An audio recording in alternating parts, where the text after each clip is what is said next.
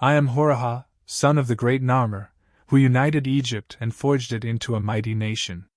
From my father, I inherited the double crown, not just a symbol, but a tremendous responsibility requiring strength, wisdom, and courage. My name means Horus the Fighter, and I lived every moment proving myself worthy of it. When I ascended the throne, Egypt was newly united, but unity does not sustain itself. I knew there were enemies within and beyond our borders who sought to weaken Egypt. So, I began my reign by showing I was a king who could not be challenged.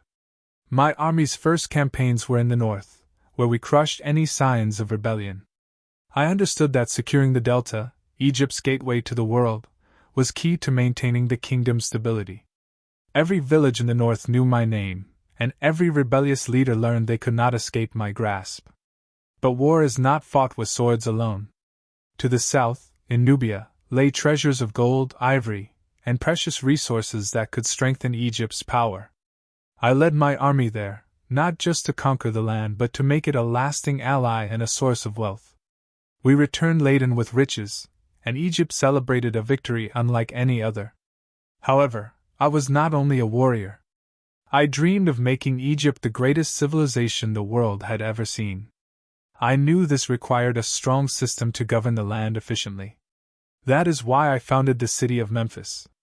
It was not just a city, it was a vision brought to life. I placed it strategically, between Upper and Lower Egypt, to serve as the heart of administration and the center of power. I believed kingship was not merely earthly power but a divine extension. I built temples dedicated to the god Horus and performed sacred rituals to connect myself with the gods.